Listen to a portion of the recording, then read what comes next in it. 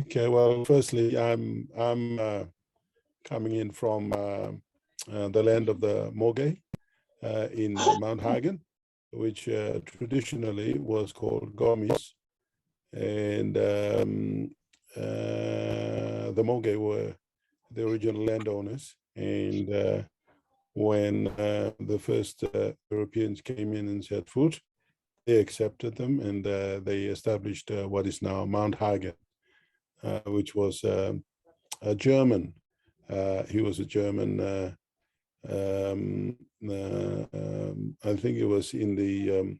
It was on the coast when the Germans had New Guinea, and he was the first to come in and locate Mount Hagen, and his name was Kurt von Hagen, and this was then named as Mount Hagen or Mount Hagen, but the traditional name is Gomis.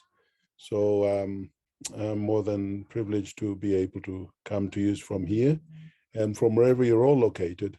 I am certain that those that have gone ahead have bequeathed everything that's in and around and under your feet to be able to enjoy and to have your presence in this day. So we thank those that have bequeathed everything that we have around us to enjoy.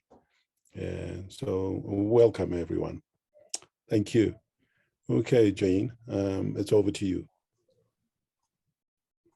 Thanks, Michael. I'll just spotlight myself. Welcome everybody to Pacific Peacebuilders in Conversation. This session of the Raising Peace Festival is held in the lead up to the United Nations Day of Peace tomorrow. And I would like to begin by acknowledging the Wurundjeri people of the Kulin Nation as the traditional owners on the land on which I live and work. And I pay my respects to their elders past, present and emerging. This always was, always will be Aboriginal land. And using the chat function, please feel free to introduce yourselves.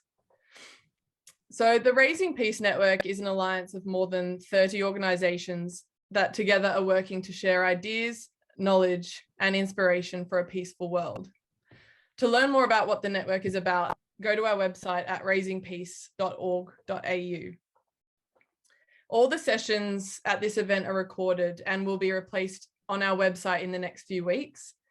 So to begin with, please mute yourselves. You can place questions for the speakers in the chat. If you have any resources to share, you can share them in the chat too. And please don't engage in debate in the chat. I will now hand it back to Dr. Michael Mell, who will be our moderator for this session, Pacific Peacebuilders in Conversation. Thank you. Thank you, Jane, and for welcoming us there as well. And welcome to every one of you, to all of us here. And as they appear on the screen, as I have it in front of me, Jane, thank you, Jane Wills from Safe Ground, John Rodstead, thank you, Yauko Liria. We have Michael Macker, and Mette Elisiosen. I hope that's the correct pronunciation. And then we have Ben Zion Ariuna. So thank you all. And there may be one other or a couple of others. Yeah, there's a few others. So I welcome you all rather than taking time to call each and every one, but just in general now. Thank you very much for joining this session. And we look forward to the presentations as well as our interactions as we travel through. We've got it pretty much lined up in the way that there are presenters. We will have basically a little bit of time, meaning if I can say about 5 or so minutes of presentation and of each of us, and then we can have a little bit of time for any immediate questions soon after someone finishes. If we've got a burning question or a comment that we'd like to add, then I think we could provide room for that, and then we go on to the next speaker. And when we all have had our opportunities, then we can come back and provide for general comments and questions and interactions, hopefully. So that's basically how we will go. If for some reason the technology plays up and any one of us drops out, hopefully Jane will try and see if we can rope in people if we can and if we're able to. But otherwise, we just touch wood, as they say, or as we say in Melbourne, in Hagen, those that went before us are in charge of us. If we are about the good, then that's the main thing, because that way we're still intact until our time is finished in terms of this conversation. So welcome everyone, and we look forward to your comments and your interactions. Just in the line of and the order of things that I have, we have Yauka Liria, if you wish to have that first opportunity. I am more than happy to go that way, following you with my comments of 5 or so minutes. And then Jane, John, I think will go following us. And then Jane, if you want to go from there, if that's okay with you.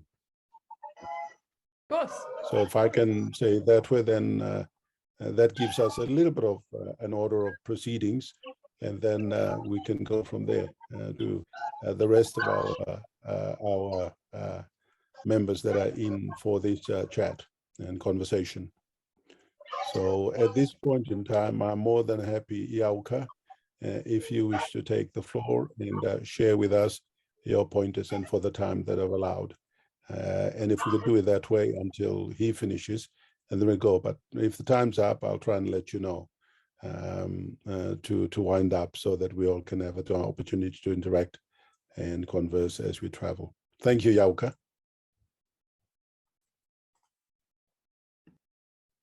Thank you, Dr. Mel. I'm happy to go along with your program. Can you hear me well on the other end?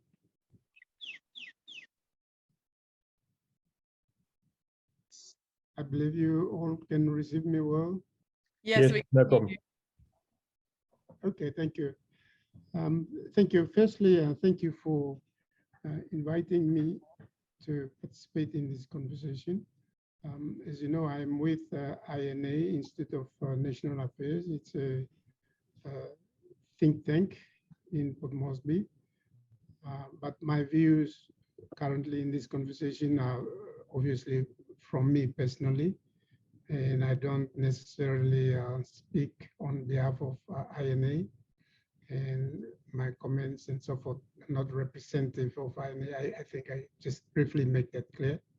So personally, this what I may say during this conversation are just personal observations. I'm excited to hear and follow what you people have been organizing. I've gone through your website as well. Actually, be honest with you, I wasn't aware that you had such a program going on. And I'm really excited to know that you have such a program going on in the Pacific, trying to promote and develop a peaceful Pacific. So I'm very excited to be part of this conversation.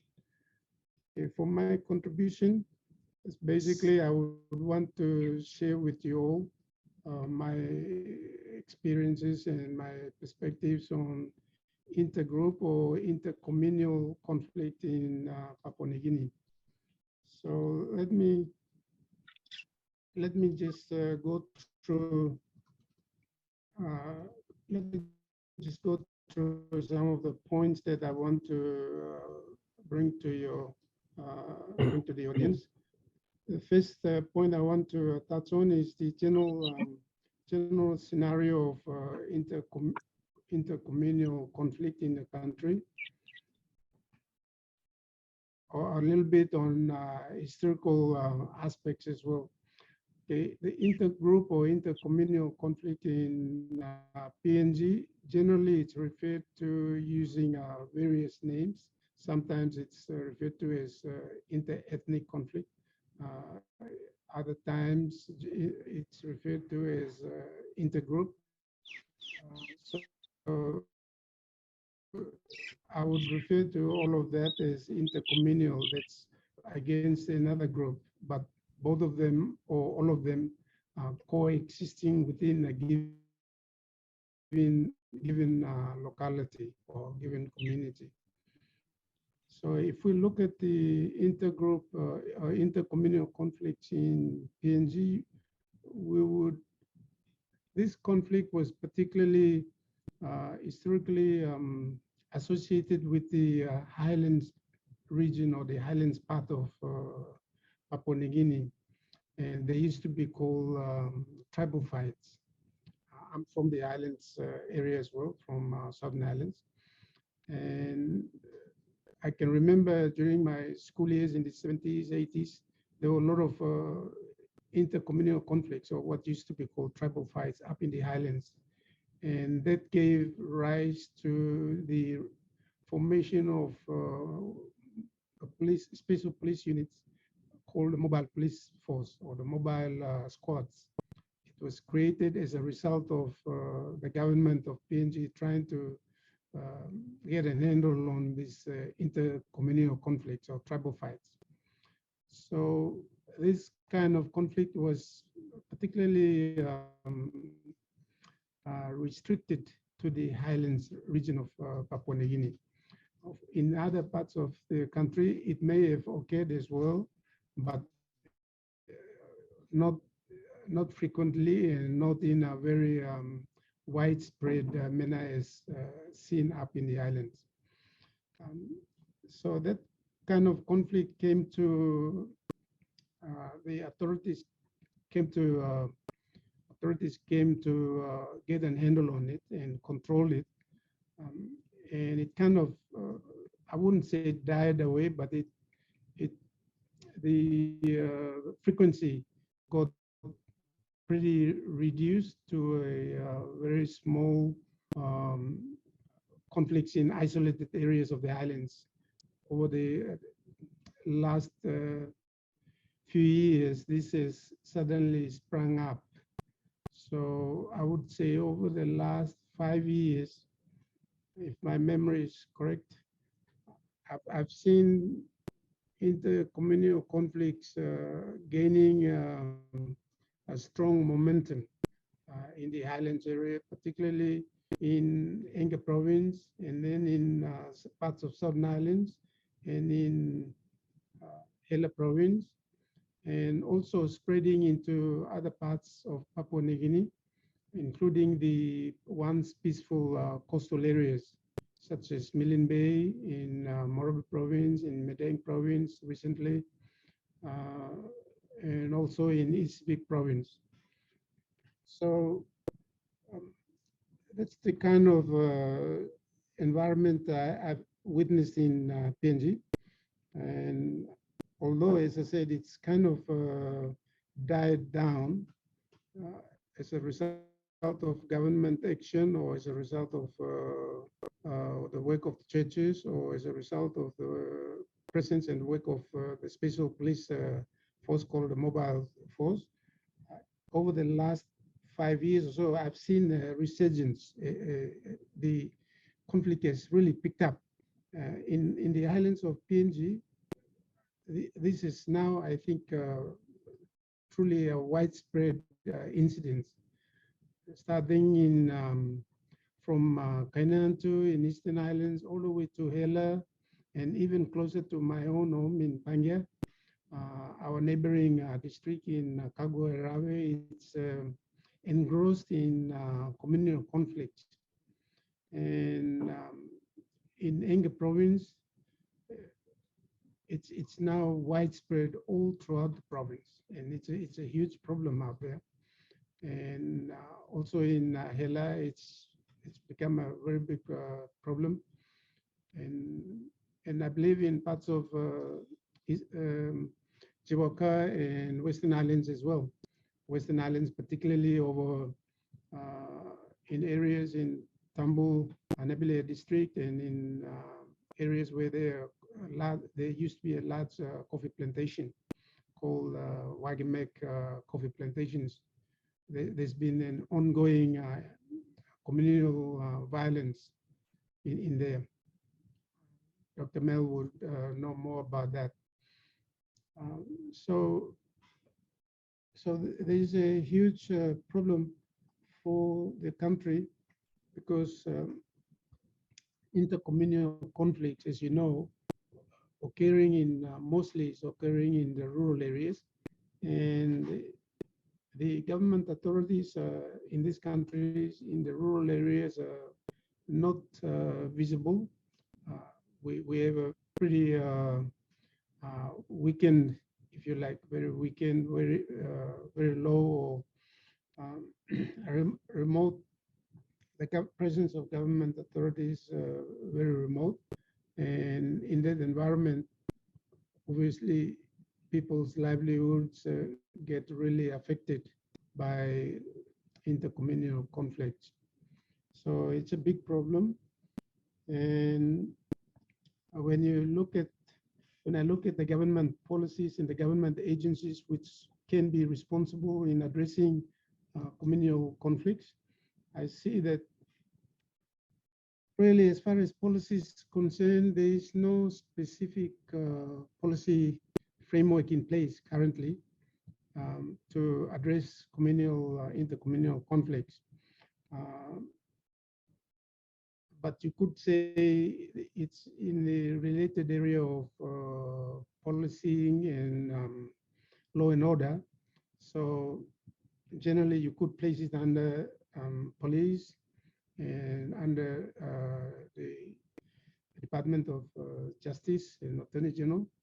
And also you could place this under Department of Community Development and Religion. However, when I try to identify which particular agency may be responsible for intercommunal conflict, addressing intercommunal conflict in the country, I don't really see one particular government agency have been placed in a position of responsibility. And also, as I mentioned earlier, there's no particular policy framework in place to address this. It's an area that authorities really need to look into. And hopefully conversations like this can contribute to. The other point that I should raise is the availability of expertise in the country to deal with intercommunal conflicts. I'm referring to people with formal training, education training in peace and security studies, conflict resolution studies. The 2 points I should mention here. Firstly, it's kind of a new space or new area for the country. And secondly, most of the, or in fact, I think all the higher institution of higher learning are not offering any courses or programs in this area. Dr. Mel, I think, would know on that, and he can correct me if I'm wrong there. But I did do a brief study survey into this in universities in the country, and I found out that not one institution is offering any program, a degree program, diploma program, or higher in this area of in this particular space, conflict resolution, peace and security studies. So I think there's a deficiency there that needs to be looked into. Because when you talk about addressing these issues at the district level, at the provincial level, where all the crises are happening, you need people with the appropriate qualification, competencies to be there at the subnational level. And right now, it's pretty deficient area that needs to be looked into seriously. Okay, let me quickly just move into case studies, or I want to give example of some of the conflicts that we've witnessed, so you can get an visualize actually the conflicts that take place, what's involved, and so forth. Okay, there was some conflict, intercommunal conflicts. I'll just run through. One was in is an ongoing one in Bogia resettlement area. Many in the highlands areas, as I've already mentioned, in Eastern Islands, Kainantu, Okapa, Lufa, now another one recently started in Ben area. In my own province in Southern Islands, there's been ongoing ones in Mendi district area, and also in Kagoerab area, and in Nipa area, and in El Province, many districts with intercommunal and in these conflicts, even in the coastal areas, we've experienced conflicts in parts of Morocco province, recently in Wewak. Now, when these conflicts in these areas rise, you would normally have two or more groups. Usually they're tribal groups, but they can also be groups from different ethnic communities living in one, say in a squatter settlement area like in Wewak. So they're not necessarily ethnic groups, but they could be from different areas, and they would team up. So when you have this kind of conflicts, typically you will have two groups or more, and they may fight over. The conflict may be triggered by ongoing legacy issues. They could relate to traditional issues or related to traditional rivalry fighting in the early days, pre-colonial days, or they could be related to more modern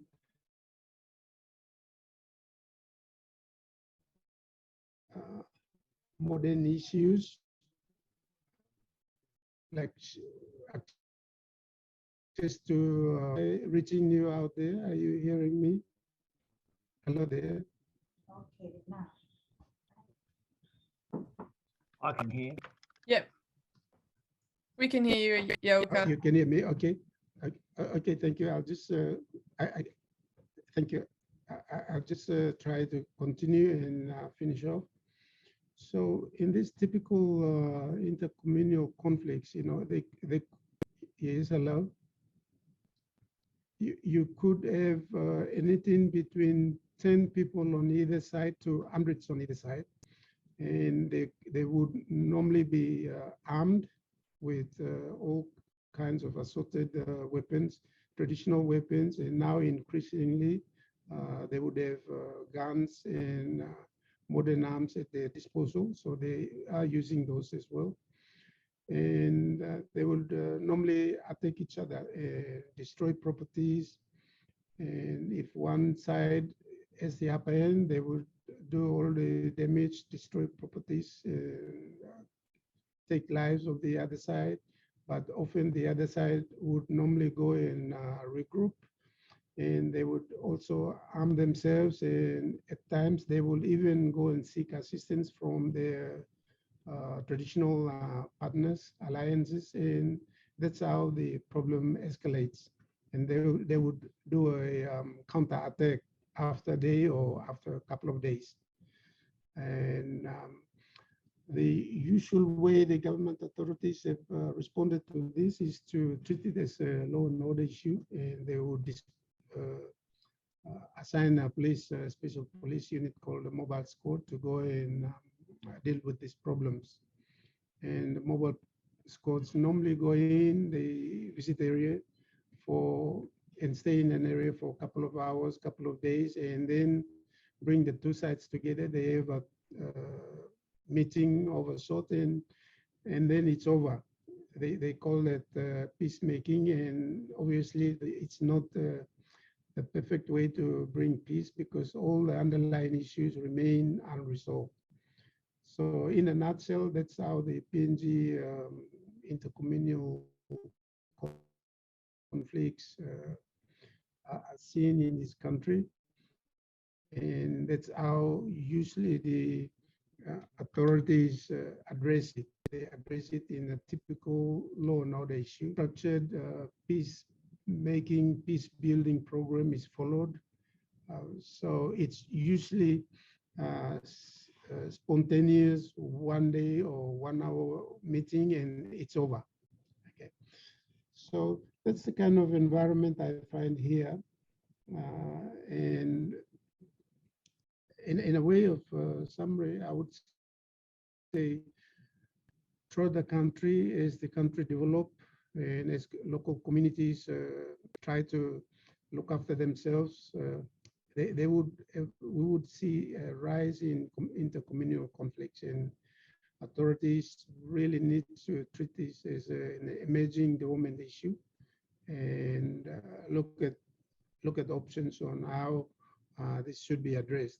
Options such as I said, proper policy framework is needed. That includes allocating responsibility to a particular agency. And in the area of competency and professional people, development of professional people, the higher learning institutions need to see the demand out there. I think the country has a demand and they need to start offering programs in peace and security studies, conflict resolution studies. So those are my two observations, and maybe I've talked a lot. So I would stop there and ask for your comments. Thank you.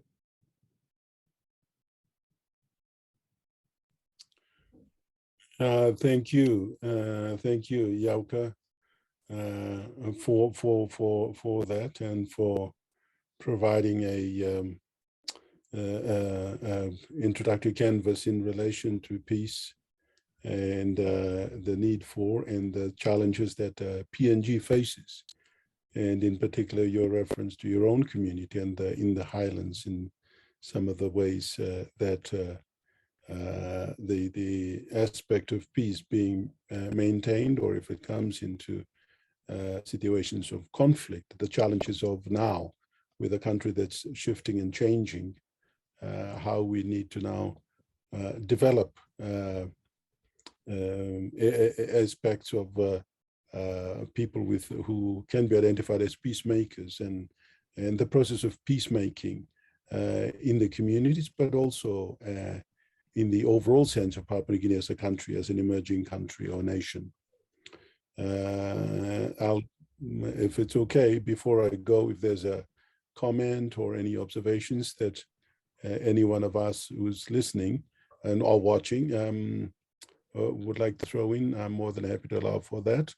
Otherwise, I'll go straight into what I have for my little bit of the time before we get into the next speakers.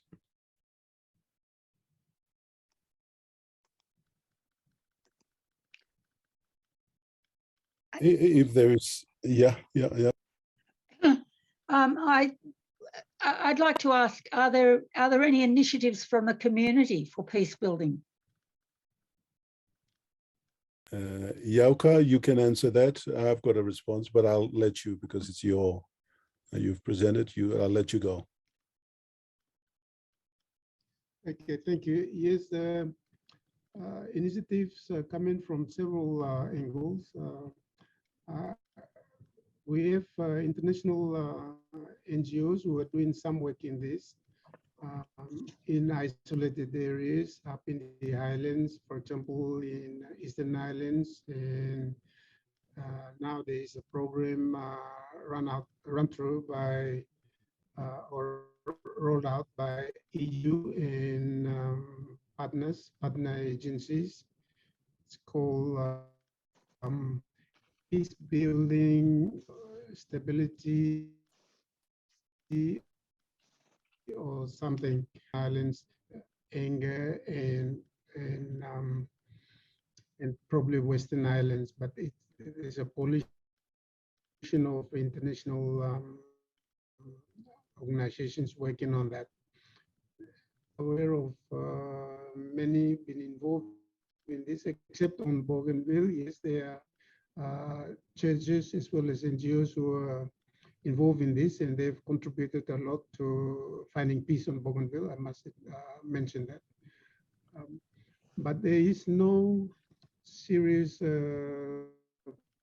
government-administered program rolled out in the conflict areas that I've mentioned, or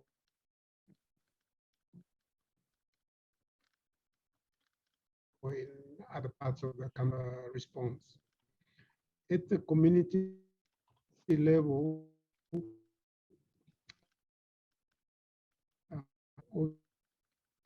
obviously, individual communities, when exchange gifts, say sorry to each other, etc. So we do have that kind of traditional type of peacemaking going on in different parts of the country. I hope that answers. Yes, thank you. Your question. Thank you, Yauka, for that response. There is another question in the chat box for you, but probably we should move forward and keep going, and then we can come back to it. And the question relates to the fact that to the mobile police, and the question is, do these the mobile police units, have they had any training in peace building or peace processes that they could initiate when they go into a situation of intergroup or intertribal conflicting situations? That's a question that's there. So you can respond to it after each of us have done our presentations, and I think it'd be good to connect with that because there's some issues there. I'll now just move on to what I'd like to share with you. One of the first things I wanted to say is in relation to PNG. Over the last time, we are now just a week ago or a few days ago, we celebrated the 47th anniversary of political independence. And 47 years, that is, we achieved independence, political independence in 75, and it's 47 years since that time, and in relation to peace. I'd like to begin to share my talk with a small sharing that I had about 3 weeks ago, and I was with quite an elder in Enga who I happened to meet in a meeting. And we were talking about other things and about the shifting changes of our communities, and particularly in village communities, and then the emerging urbanized communities that are now cropping up in and around our towns, and the migrating populations, and the issues and challenges that face our systems of government, levels of government, and the kinds of changes that are now happening at a cultural level that are now in some ways conflicting, in some ways adding value to who we are as a people. And one of the points he mentioned, and I think it would be an apt story to share, particularly as an introduction to my presentation in peace and peace building. He basically said the highlands communities were, and in particular in Enga and places like that, in order to make peace, in order to achieve things, the pig was a very significant aspect to our community's well-being, in terms of value, in terms of as a source of food, as a source of wealth, and relationship building, in how the pig, amongst other things that were considered of value, was a significant aspect. One of the main things he said was the pig, being an animal, had to be managed. And that managing of domesticated pigs was for that pig to be tethered when at night at home, kept in a house, tethered when it was let loose or let out to go to be tied to a tree or some bushes, so that the pig could then go ahead and dig and collect for or look for food, if you like. So the rope or the tethering of the pig was a very important aspect to maintaining the animal and to keeping that animal in-house or keeping it in order. Because if you let loose, that pig could go into a garden, it could go into someone else's property, and that would create many challenges. So tethering a pig was very important. Human beings in times past, tethering, of course, is not a part of our raising youth, but one of the most important things was having a roundhouse where our up-and-coming youth were brought in and given the lessons of life, of orderliness and conduct, so that our youth were trained and articulated in that way to begin to become responsible members of the community. And being responsible, you would want to keep law and order, you want to maintain peace. On most occasions, if things did go out of hand, people would pursue peace at all costs and in all times and occasions. Sometimes it was never quite quick, but in the end, people looked for peace. Today, the roundhouse houses are no longer built. Our communities are no longer living in villages surrounded by a roundhouse and a peacemaking facility where we could talk things through, where we could negotiate our way through. Those systems have failed. And we are now being replaced with classrooms where our children get to education, and then they move on and into further education for those who have the opportunity. But most do not have that opportunity because there are places that these places are limited. And we can't exactly tether our youth. So where do we and how do we articulate peace when the shifting cultures and youth that are now disenfranchised are left to their own devices? Therein lies our challenges. And I think we had a long chat about options and opportunities of how we could address this. But I think that story provided the nub of, for me, a major challenge where PNG at the crossroads of traditional communities and with now a government and at a national level, at a provincial level, at a district level, where elected councillors, elected local leaders and politicians are both harbingers of economic development, but also people who are responsible for peace and peacemaking and leading through to enhancing peace. And the challenges are very much about having places where you can go and gather and bring communities together. And the old places of the roundhouses are no longer there. People are now moving away from the villages, going into urban centers, looking for opportunities. And the breakdown of our communities that way makes it even harder for now for councillors or for elected leaders or anyone advocating for peace to bring communities together. So there is a great need for community-based leadership, and process of peacemaking needs to be instituted. So that's one of the challenges of challenges in Papua New Guinea, where cultural change has provided for a lot of challenges, where one set of values, one set of ways of making peace to eventually come to the crossroads of sudden changes that have come to as part of the changes that PNG as a country now is now engaged in.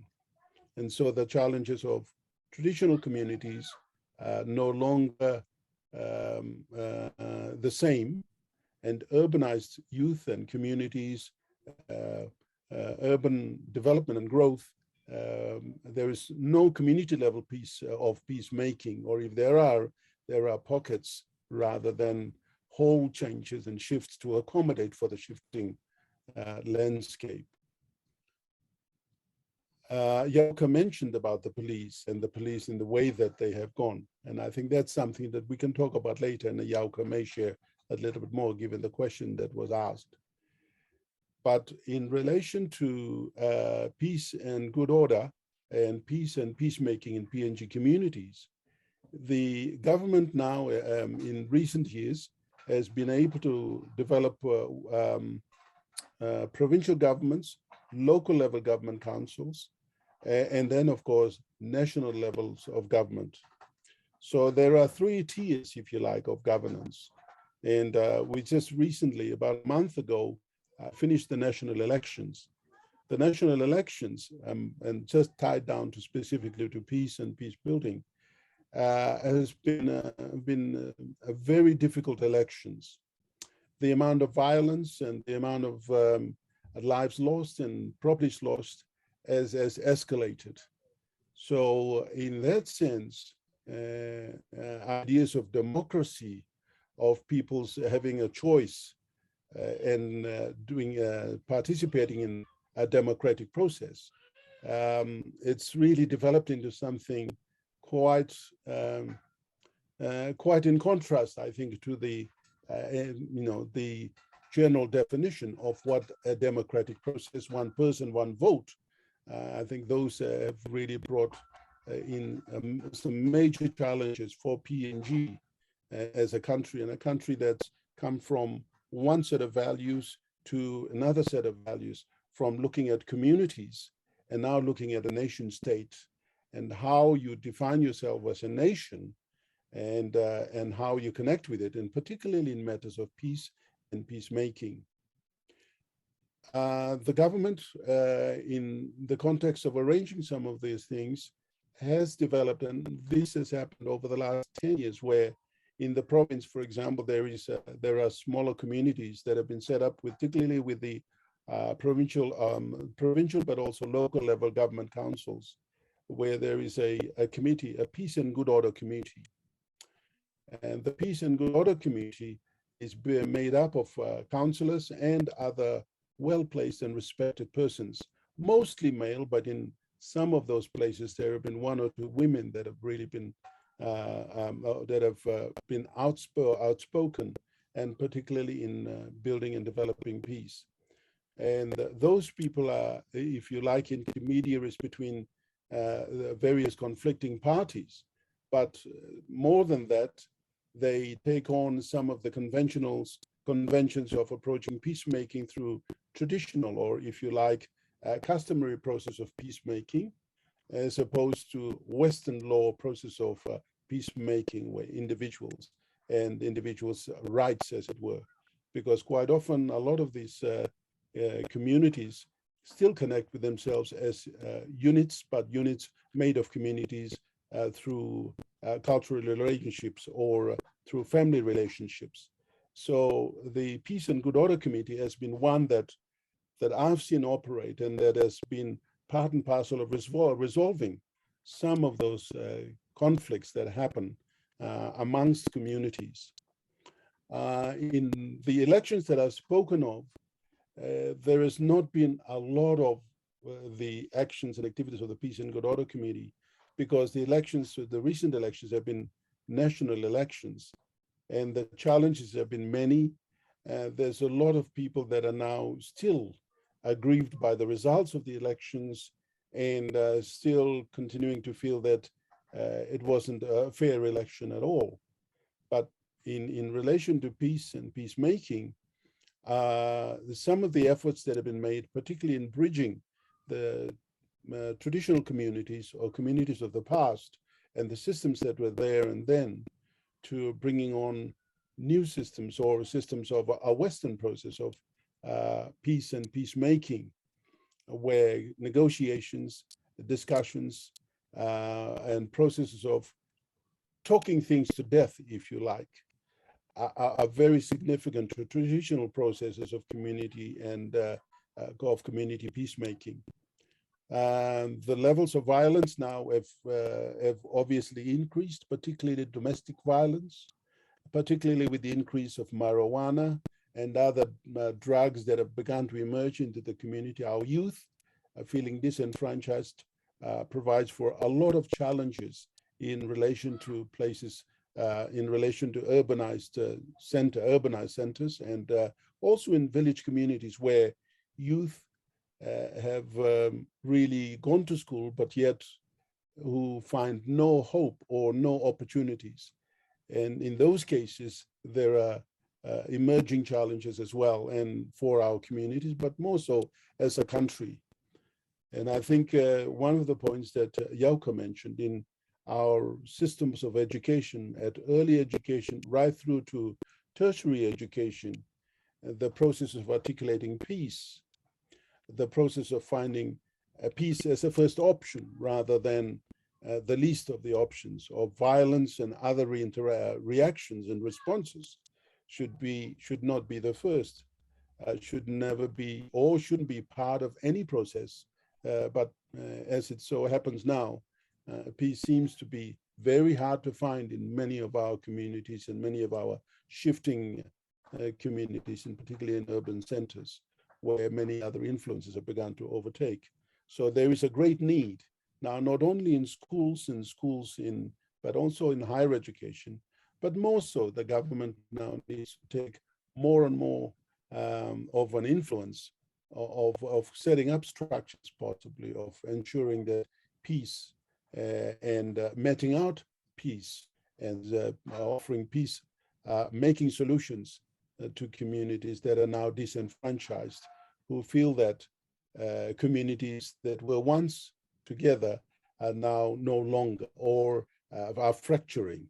And in this new landscape, finding processes of peacemaking that are built on traditional processes, but at the same time engaged with some of the new and emerging ways in which peace can be built and developed in our communities.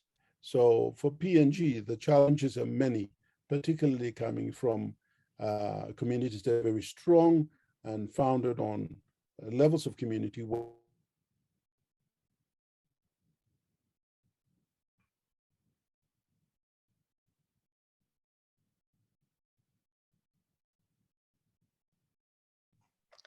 I think we may have lost Michael momentarily. Michael, are you there? Oh, damn. Well, we might, maybe if Michael can reconnect at the end, he can finish his talk on articulating peace from an early education stage. And hopefully you guys can save your questions for him at the end. I think I will pass it on to John Rodstead to continue the session. Ooh.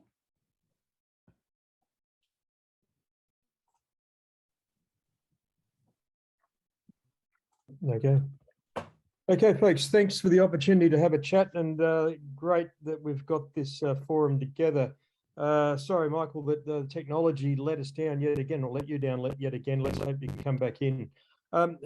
Just before he cut out, something that he really said that rang a bell with me is the first option of any conflict should be to create peace, not to get through conflict and then try to create a peace post it. Because if you think about what a conflict is going to create, you're going to basically, you know, destroy your psyche, destroy your economy, destroy your agriculture, destroy your cities, and then bring yourself back to a negotiated point, create a negotiated peace, which is the position you basically began from, where you had a position of non-negotiation that took you to conflict. So yes, trying to make peace that first step, that first position, really should be the aim of all players. Now, I'm with Safe Ground, and one of the things that we've been dealing with for over 20, 30 years is the legacies of war. So I come at it from the other end. Once a conflict has taken place and the amount of dangerous material that's left behind, that keeps a community living in a dangerous cycle permanently. And it is the case of permanence. That originally we were the Australian campaign to ban landmines. We worked on that treaty, which was successful in 1997. And what a landmine actually did was a simple dumb device that went into the ground, denied land use to anyone, whether it's military or civil. And it was a dangerous thing that hunted victims permanently until they are removed. So what we've been looking at in regards to the Pacific is the legacies that have been left over from World War II. Now, World War II in the Pacific is effectively coming up to 80 years ago. It's a long time ago, and a lot of munitions were expended, but also just imported into the Pacific and have been left to be a dangerous legacy ever since. You know, multiple generations have come and gone since the war ended, and they're still living in communities that are saturated with bombs, either expended or unexpended from World War II. And it is just an outrageous situation. Very recently in the Solomon Islands, there's been a string of injuries and deaths created by accidental or purposeful interaction with munitions that have been left over since World War II. One which was in 2020 was a community group was having a barbecue to raise some funds for some things they wished to purchase. And an artillery shell from World War II under the ground detonated, killing a few of them and wounding many others. It is completely unacceptable that this sort of problem should still be existing 80 years after a conflict has ended. And the perpetrators of that conflict, and, you know, naming and shaming, it's America, Japan, Australia, particularly in the Pacific, and other players, need to put as much effort into cleaning up these problems as the effort was made into making the problem back in the 1940s. And that's where one of the great issues lies, is that at the end of the war, people were in a hurry to head home, and they did. And they basically left communities saturated with munitions that should have been disposed of. The big ammunition supply points should have been disposed of, let alone the battlefield areas where there'd been failed munitions fired all over the place. And here we are years later. We've got communities that are trying to move on and to use their land for farming or for housing, or there's urban expansion, and they're moving into a dangerous environment because of the munitions that have been there for 80 years. You know, Honiara is a good example. You've got a major population growth in that city, and they're pushing out into the areas which were the first battlefields of World War II between Japan and America. The Guadalcanal battlefields are exactly where Honiara is built, right on top of Point Cruz and Bloody Ridge. All of those are now the suburban areas of Honiara. And as people are moving into these places, no, it's not that they actually want to move into a battlefield. They have to. They need the land. They need to build houses. They need to build schools. They need to go and create farming opportunities. They don't have a choice of going elsewhere, but it's land that is saturated with munitions. So what they're moving into is a long-term legacy, a long-term dangerous legacy that's never been cleared up. And this is something that at Safe Ground we try to take on. We try to do a research project and then launch it, particularly aimed at the United Nations. We launch these things into the UN to try and be a conversation starter between where there's a problem and where there potentially could be a solution. And by a solution, I mean money, proper money, large investment from countries that can help clean up these issues that have been left behind. Now, if you think of the scale of World War II in the Pacific, going as far south as the Solomon Islands, all the way north to the Aleutians, east out towards the Marshalls and Hawaii, and west out towards Burma, it's a massive area. But a lot of these places have been ignored, and have been ignored when it comes down to investment in clearing up the legacy that's left over. This is the kind of stuff we do at Safe Ground. We'll do a research project. We'll get in there, do a whole lot of field research, and then we push it at the UN, and we try to be that bridge from a problem to get the conversation running to people who've got the ability to help create a solution. And there's abilities out there. I mean, the Solomon Islands is a great example. The Royal Solomon Islands Police Force have got an exceptional bomb disposal team, but again, they're limited by budget and by how many people they can actually train and what they can deploy.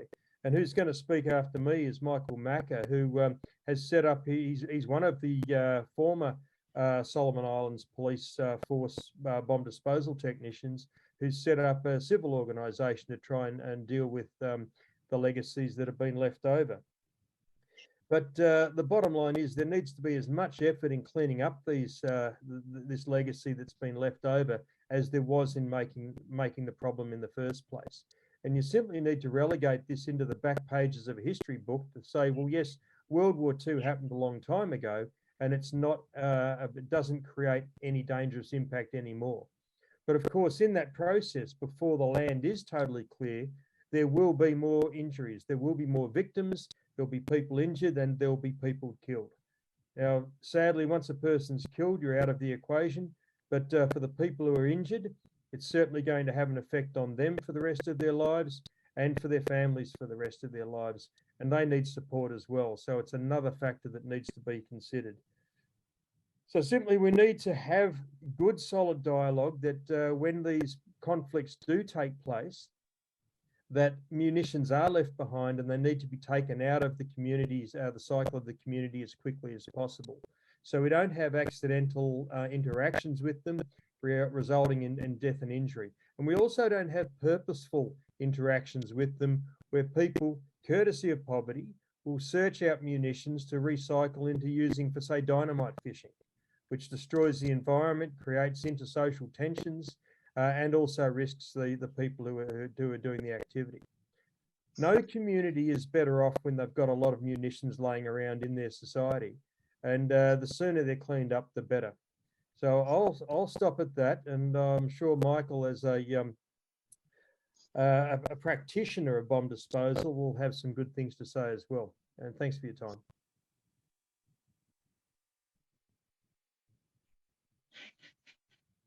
Thank you, John. Yeah, sorry, I had got cut off as well on that one, but we'll just keep going.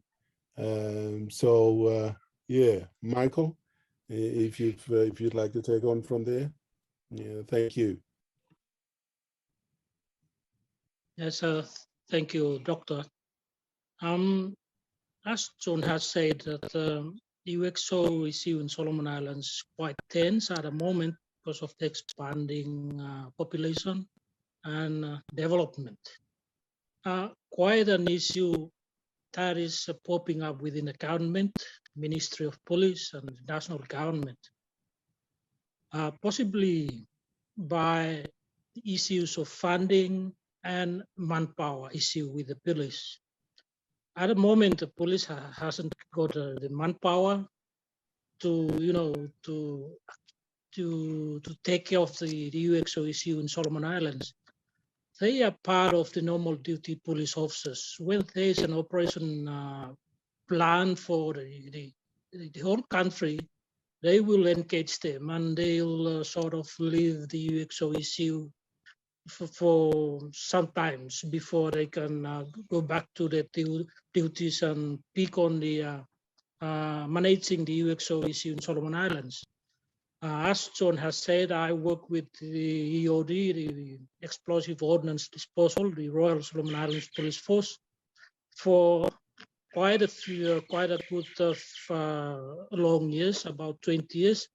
And I see that issue coming up, people killed, people injured by this UXO. So I decided to resign from RSIPF, and I've started a local clearance firm in 2019. So that's when I started picking up the work doing UXO clearance apart from police work. The police do responses, they do disposal, and our local firm just do clearance, and we hand over the ammunition to RSIPF. The issue at the moment is, this is my own view, not from where I previously worked as a police officer, but this is my own view.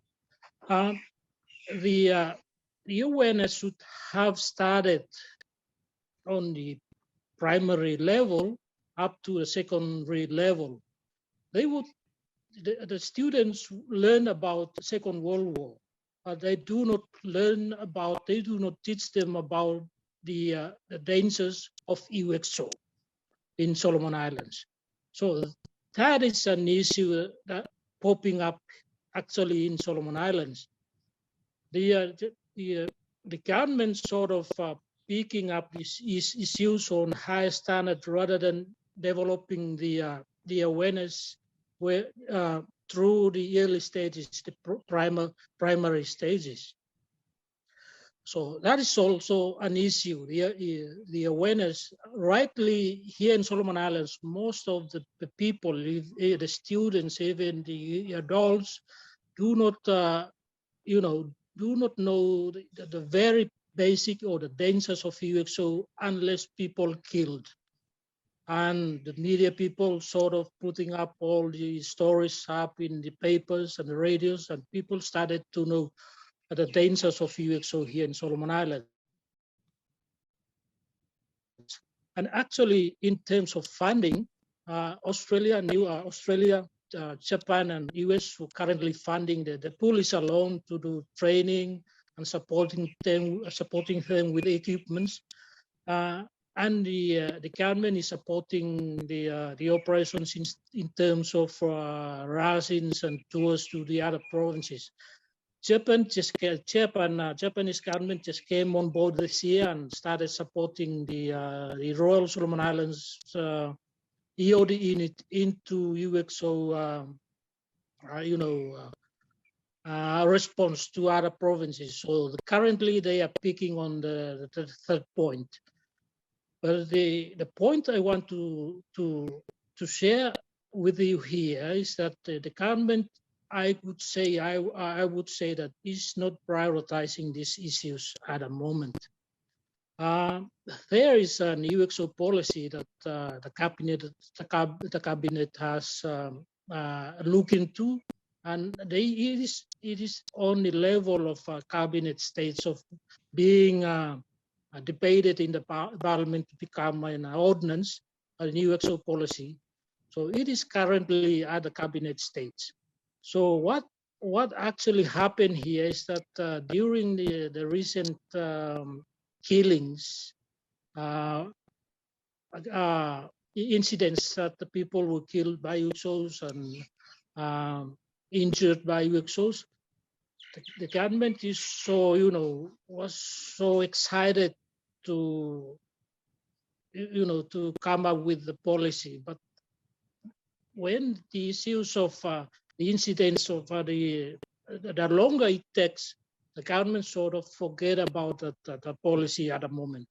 They've set up a technical committee, but at the moment, I did not see the working, the technical committee.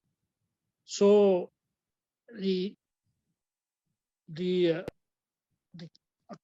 it's quite intensive here in Solomon Islands that it's the issue to tackle the UXO the way to tackle the issue, the UXO issue here in Solomon Islands, should be collaborated in a holistic way, whereas the government should be there, local firms should be there, the RSIPF should be there. And I do not understand why did the government hasn't request for more funding. They train civilians to do UXO clearance in Asia. They train civilians to do UXO clearance in Africa, Middle East, and Europe. And I think there is no difference apart from the issue of UXO here in Solomon Islands. In terms of the private firms here in Solomon Islands, it's quite expensive for us to purchase latest equipments to do UXO scanning. Usually we ordered our equipments from Germany, and it's quite very expensive. And the work we do here in Solomon Islands, people, they do not have money to, to be able to pay for private firms to do clearance for the areas. So it's quite a complicated issue to do with the funding. Because what actually happened at the moment, the work we do, especially for my firm, mostly the work we've done were funded by the European Union, Australian government, New Zealand government. But for the locals, they do not have money to buy the local firms to do clearance on the areas. So that's why that's when the government should step in and ask for funding, a humanitarian funding to cater for these in assistance to the local communities who do not have who do not have money to pay the local firms to do clearance of their areas. So at the moment, the government is quite, it's not prioritizing the UXO issue here in Solomon Islands, unless there is an issue that,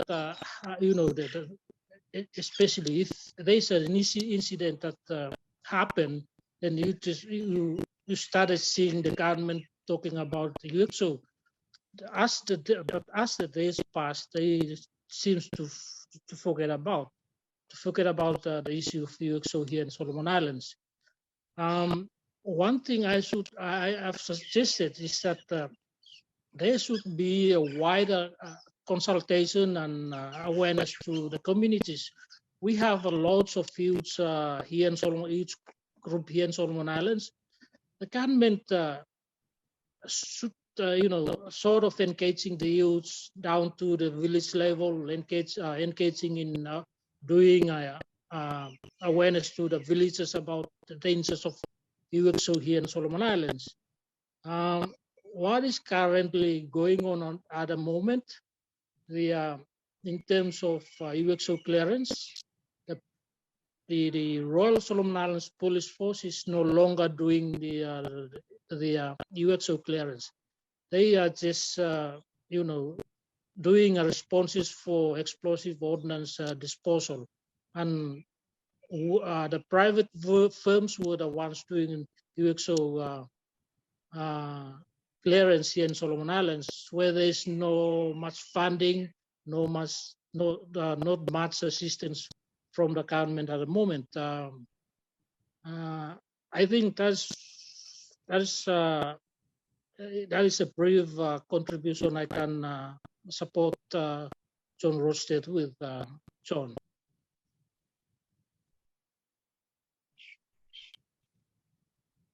Thank you, Michael, for that, and we might just keep going, and then we'll bring in Jane Wells, and on things to do with killer robots.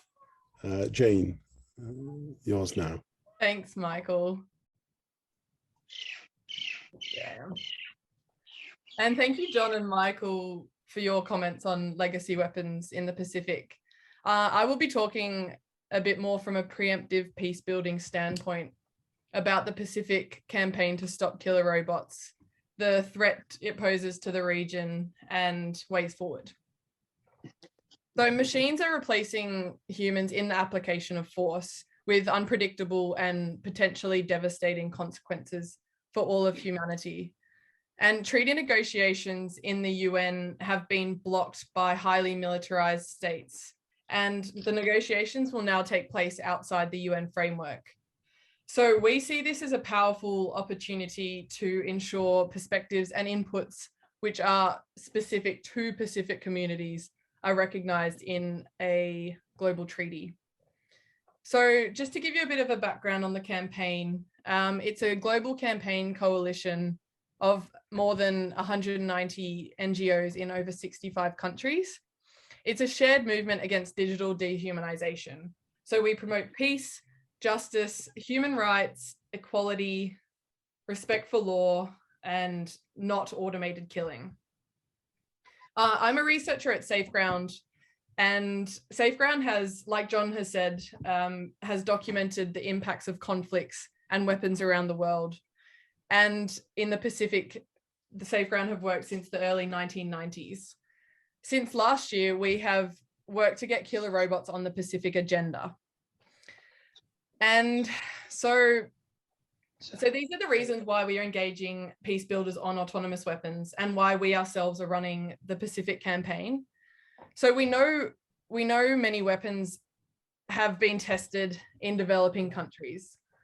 The Pacific, like it said before, have been a battlefield in World War II and a testing ground for nuclear weapons. And physical, environmental, and socioeconomic consequences from all these events still carry on today. So we're concerned about the new risks autonomous weapons pose. And the machine errors of these autonomous weapons could have catastrophic impacts if they are tested and deployed. And the challenge we face for peace building in the Pacific is garnering support for weapons that seem like a futuristic threat, one that might not exist yet, or one that people don't know is coming. But what we do know is that they are being heavily invested in by major military powers. And so this investment in AI and weapons technology will amplify global power imbalances or existing global power imbalances. And the proliferation of these weapons would deteriorate global insecurity, exacerbate racial and gender bias, and undermine human dignity by dehumanizing people and treating humans as data. And so the Pacific occupies vast parts of the ocean between global powers, and therefore there's a risk of being drawn into such wars with the use of such weapons. So the Sustainable Development Goals and the Blue Pacific Strategy both highlight climate change and peace and security as a major focus in the region, but these weapons challenge those goals. AI in weapons technology is not carbon neutral. It uses masses of energy, masses of natural resources, producing masses of greenhouse gases. And despite being one of the largest emitters, military activity emissions are often left off global targets like the Kyoto Protocol and the Paris Agreement. But it is the Pacific Islands who are immediately threatened by global warming.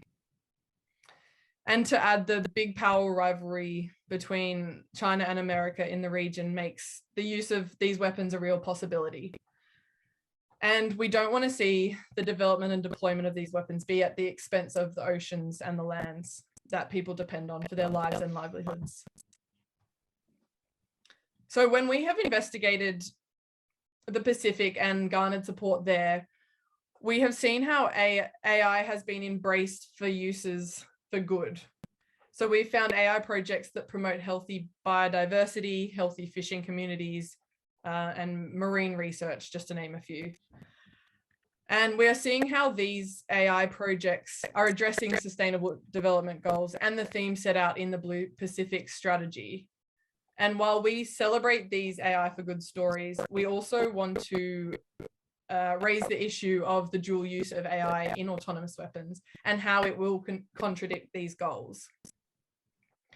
And the strategy also highlights the continuation of Pacific Islands working together to promote people, environment, culture, natural resources.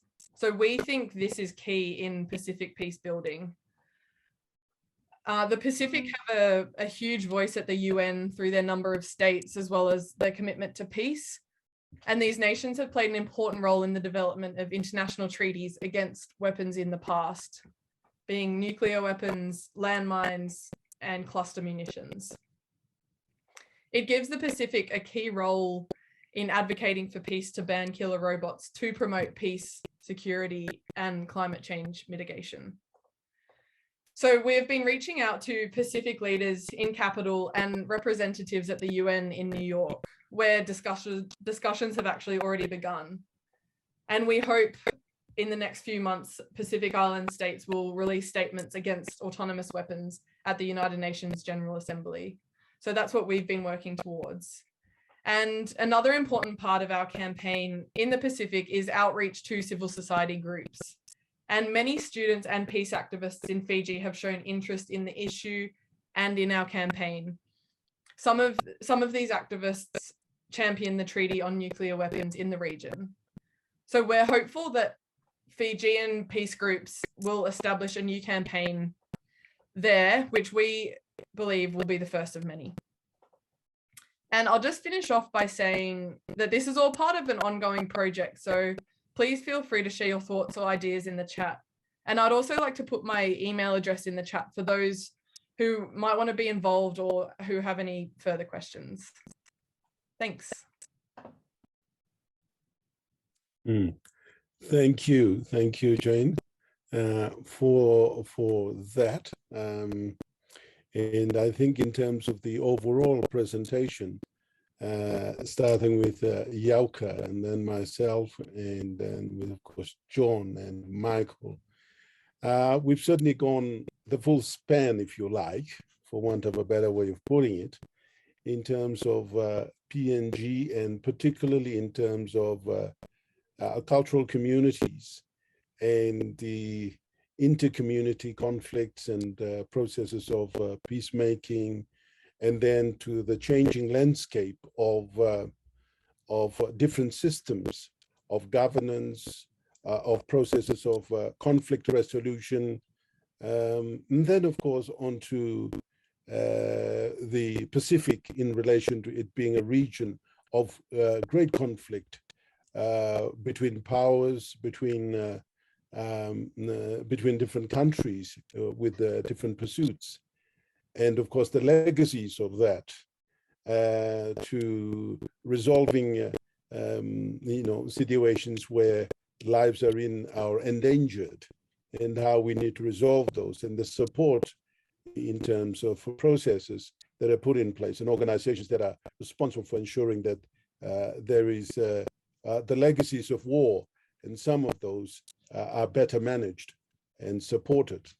And then, of course, now to the emerging technologies in terms of AI and the kinds of developments that the world is now seeing, and how they stand in relation to the Pacific.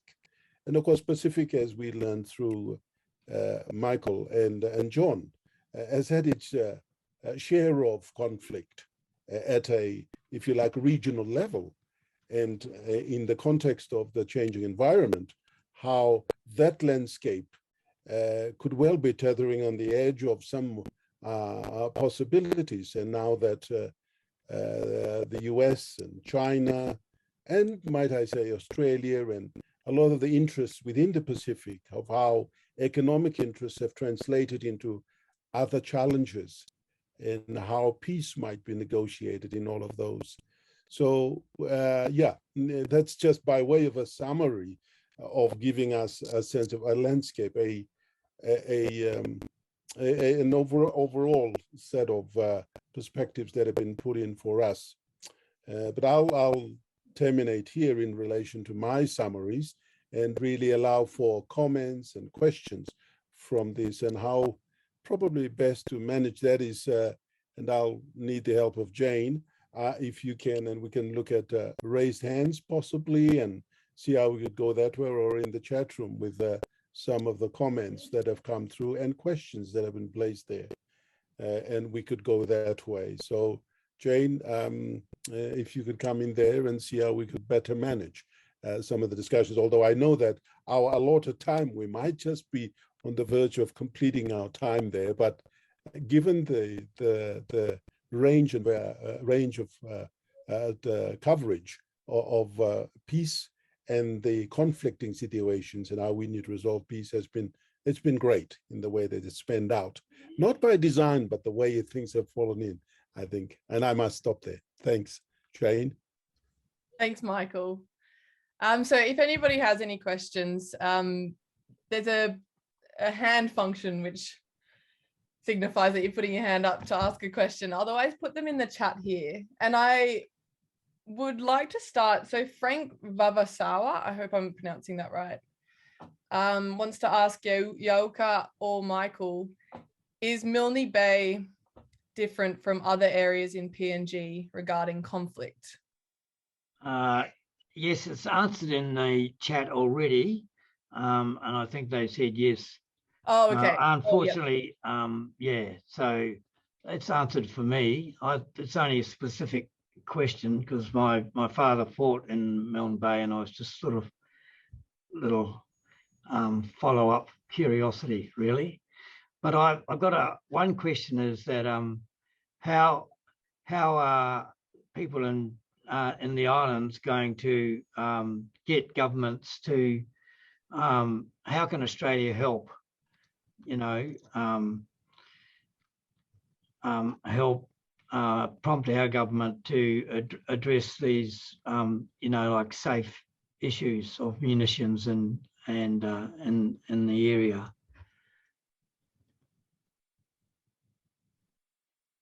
I'm more than happy for Michael, if you have any response, or Yauka for that matter, and then we could add to that in relation to this question.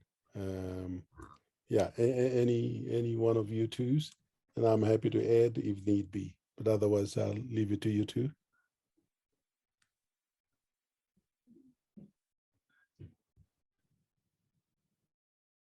Maybe it's better to move on, I think. Then. No, yeah. Well, firstly, there's some Australia, of course, within the Pacific, and historically, particularly for PNG, of course, the legacies of history in relation to colonization and all of that issue aside, the way in which Australia as a partner in development, if you like, has been taken in very, I suppose very briefly, or at least in this context, either as where you create development where PNG, by and large, is seen as lacking. And so the way in which Western economies, in this case Australia, has come in as, because you lack, we'll support. That can be a good thing, but woven into it can also be political and cultural intricacies that need to be negotiated a little more carefully. And some of those aspects are now beginning to come through to saying, if there's been a challenge where if someone's lacking, but that lack may not necessarily be there, but our perception of someone's lacking. So balancing between cultural expectations and processes as opposed to development as measured in terms of GDP, exports, all the rest of it. How do we negotiate that? And so there's been some discussions, and I certainly know that in my discussions in some of the relationships that I've formed in terms of our group, where we are now talking about how Australia or any other donor agency needs to come in and work with, so that there's no, if there are any assumptions, let's put those on the table before you step in with your development agenda. And so those the challenges do come in that way. But the challenges on the other side are, of course, with places like China coming in the manner and way in which they're going in, and that's also shaking up a lot of things. So there is a need for certainly discussions and negotiations in how best we can met out issues and challenges, particularly in peace and peace building. Given that that's the focus of our discussion this afternoon, how can we resolve ourselves in peace building using local processes, as it were, and also ideas from the outside that might help to alleviate some of the conflict or emerging conflicts. So I think there's a balance that needs to be struck. But definitely, I think help and support, certainly, but looking at the terrain and understanding the terrain so that there is a better balance, rather than some of the assumptions in the 80s and 90s where there was a lot of developmental support, and quite often, as that was once put, a lot of it came as boomerang aid. It came here in the form of aid, but it returned back to where it came from, and so forth and so on. Anyway, I'll stop here. Michael, if you have any comments, or Yauka, if you can hear us, if you have any comments, that would be great. But otherwise, yeah.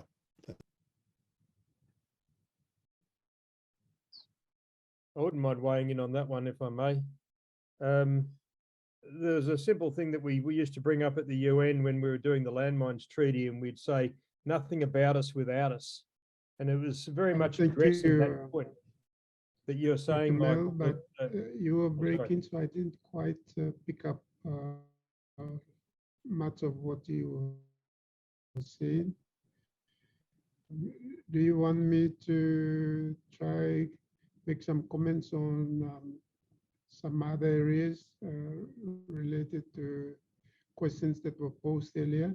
Is that all right? Yauka, thank you. Sorry, Jane. Yeah, Yauka, that would be great. I think at the moment, John Rodstad had the platform. So if you just give him a go, let him finish what he was saying, and then we might bring you in. Just let John finish. Okay, thank you. And I'll keep this very brief. So the point being, and it runs on the back of what you're saying, Michael, is that all the Pacific nations need to have a good voice at the table with anything that's coming forward. And it's not about being dictated to by some of the big economic players and some of the big political players. And whether that's at a UN level, and sadly it's an expensive thing for anyone to attend any UN meeting, but it's an extremely useful forum to get into. And I don't necessarily mean General Assembly, but to get to some of the UN meetings where you can talk about the problems in your country and get access to the players who've potentially got the budget to help you solve them. That's one point. But to have the kind of dialogue with players like Australia, America, whoever, where the perspective of the Pacific Island nations is listened to and respected, and it's not dictated to by some of these bigger players. So I suppose I'll leave it at that. So it's about having a proper seat at the table where you can direct what you'd like to see done, as opposed to people trying to feed you their perspective. Thank you. Thank you, John. Jane, I might just leave it to you just to direct the traffic on that one with Yauka. And Yauka, if you're listening, if you can hear us, if you had the previous comments and the things that were mentioned, and also what John has mentioned, if you wanted to add something to that briefly.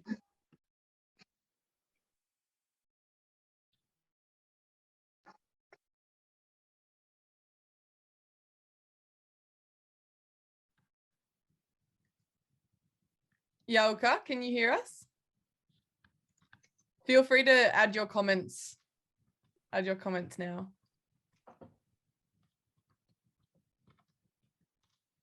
Well, I'm not sure if he can hear us. Okay, thank you. Oh. Thank you. Well, firstly, I was trying to respond to a question in the chat about whether the police have been peace building processes. I think the short answer there is no, I don't think the police are giving that training. Police are receiving traditional policing training. So that's an area that the police hierarchy and others probably even like us in this conversation needs officers that is deploying to address inter-conflicts, and obviously they need proper skills, competencies in approach to illusion. So in curriculum, yes, the police need that. They would, all officers and senior NCOs going through their training and courses in at the Bomana Police Training College need to have these courses as a standalone or parts of it integrated into the training curriculum. So the officers are there in the field attending to community conflict methods will have basic understanding of conflict resolution. So that's an area I would recommend the police hierarchy need to look into. But you also need to include other government agencies. Military is frequently been used. The PNG government is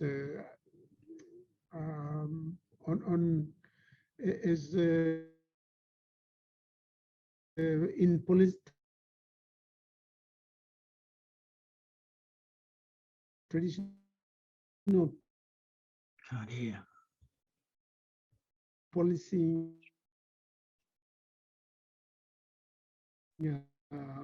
roles. So the in PNG, the police, the military training, peacemaking, conflict resolution courses as well as. I think I should also say the government Pacific Institution of Leadership needs to embrace this as well, because many government officers from the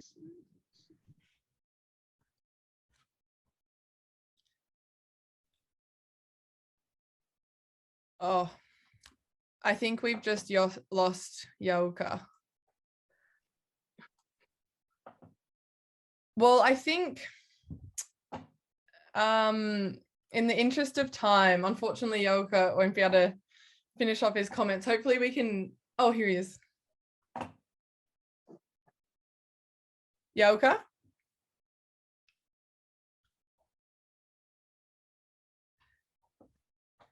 Yauka, if you'd like to finish off your comments, we'll have a few more minutes and then we'll end the call.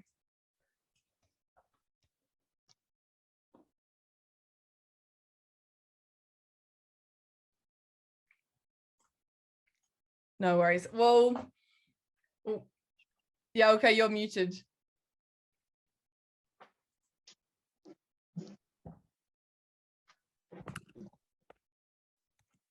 Can you hear me now? Yes.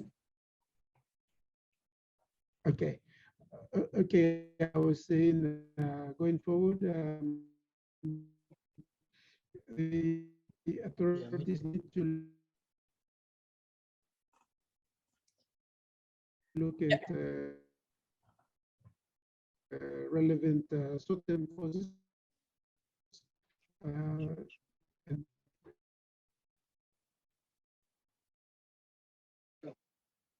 Yauka, if you can hear us. Few weeks causes, provide the necessary competencies working in districts. And you will also want, and in those courses, maybe I should, yes, I can hear you. I can hear you. Can you hear me? Hello? Yep, carry on, Yauka. Hello there, can you hear me? Oh, okay. And I think important for me to also stress that in those courses, they need to integrate the traditional or cultural, integrated with the modern conflict resolution, peace building processes. I think that's an important point that I should highlight.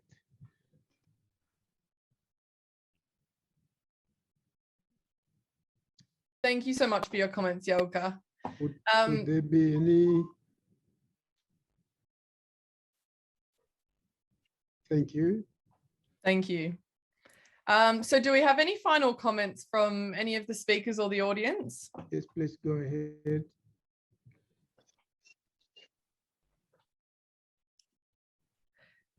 Well, I think we might wrap it up here. I just want to say thank you all. Thank you to Dr. Michael Mell, to Yauka Liria, Michael Macker, and John Rodstead for sharing your insights and experiences into peace building in the Pacific. And thank you to the audience for joining us and for sticking with us through a few technical difficulties and blackouts, and for participating in this discussion today. So the recording of this session will be on the Raising Peace website in the next few weeks. So I hope you all have a great day wherever you are, and thanks again, and goodbye.